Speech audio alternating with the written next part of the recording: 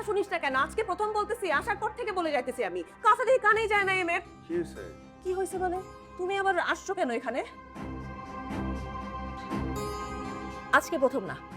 আসার পর থেকে ওকে আমি বলে যাচ্ছি তুই ছিটকিনি লাগিয়ে ঘুমা। ওর নাকি ছিটকিনি লাগিয়ে ঘুমাতে ভয় লাগে। কিসের ভয় লাগে আমি তো বুঝতেছি না। আচ্ছা ঠিক আছে, ভয় লাগতেই পারে। ভয় লাগলে তো কিছু করার নেই। ঢং সব, এগুলো ঢং। থাক না, তুমি চলো, এটা নিয়ে আমরা কালকে সকালে কথা বলবো। চলো আসো। মানে আমাকে অসুস্থ বানাই ফেলতেছে। আমি হাঁপাই যাচ্ছি ওর সাথে কথা বলতে বলতে। হাসি, তুমি ঘুমার পড়ো। আসো।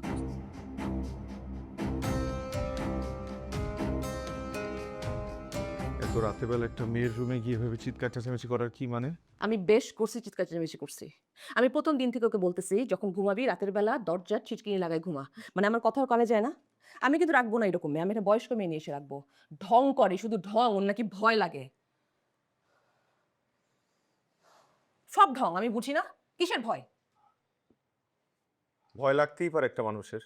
ভয় লাগে না। কথা শুনতেছো না? ঢং। গ্রামের মেয়েদের উপর কিসের ভয় এগুলো নিয়ে? চুপ চুপ, আস্তে এখন ঘুমাও।